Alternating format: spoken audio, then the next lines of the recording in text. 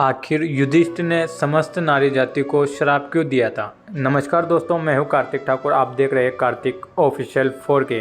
कर्ण ने महाभारत युद्ध कौरवों की तरफ से लड़ा, लेकिन वे कुंती के पुत्र थे। कुंती ने इस बारे में अपने पुत्रों को कभी नहीं बताया।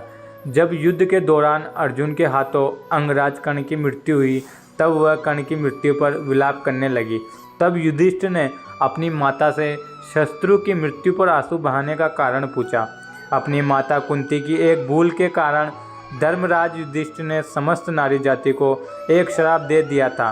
वो श्राप ये था कि महिलाएं कभी कोई बात अधिक समय तक गुप्त नहीं रख पाएगी। इस श्राप से जुड़ा प्रसंग महर्षि वेदव्यास द्वारा लिखी गई महाभारत में मिलता है। महाभारत के युद्ध में जब अर्जुन द्वारा अंगराज कर्ण का वध कर दिया गया, तब पांडवों की माता कुंती कर्ण की मृत्यु का विलाप करने पहुंची। माता को कर्ण के लिए आंसू बहाते देख युधिष्ठिर ने कुंती से प्रश्न किया कि आप हमारे शत्रु की मृत्यु पर विलाप क्यों कर रही हो। तब कुंती ने अपने अंदर लंबे समय तक छिपाए गए राज को सबके सामने उजागर कर दिया और कहा कि ये तुम्हारे शत्रु नहीं बल्कि श्रेष्ठ भ्राता है, और इन्हें कर्ण के जन्म की पूरी कहानी सुनाई। जिसे सुनकर युधिष्ठिर अत्यंत दुखी हुए और माता कुंती से कहा कि अपने इतनी बड़ी बात छिपाकर हमें अपने श्रेष्ठ भ्राता का हत्यारा बना दिया।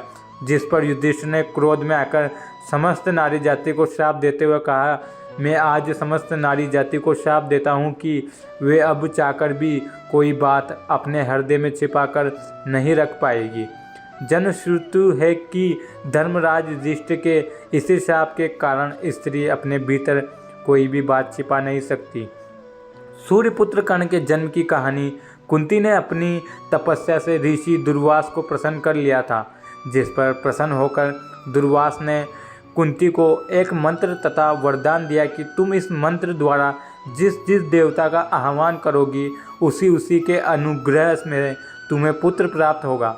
राजकुमारी कुंती ने इस मंत्र की परीक्षा लेनी चाहिए और सबसे पहले उन्होंने सूर्य देवता का आह्वान किया, जिसके फलस्वरूप कुंती को कवच कुंडलधारी सूर्यपुत्र कर्ण प्राप्त हुआ।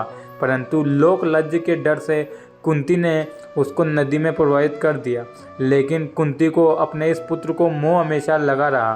तत्पश्चात कुंती का विवाह पांडु से हुआ और उनको उसी मंत्र के आह्वान से युधिष्ठिर, भीम व अर्जुन तथा पांडु की दूसरी पत्नी माद्री को नकुल व सहदेव हुए। परंतु कुंती ने कभी भी किसी को कर्ण के बारे में नहीं बताया। तो दोस्तों, मुझे आशा है कि आप सभी को ये वीडियो पसंद आई होगी। धन्यवाद।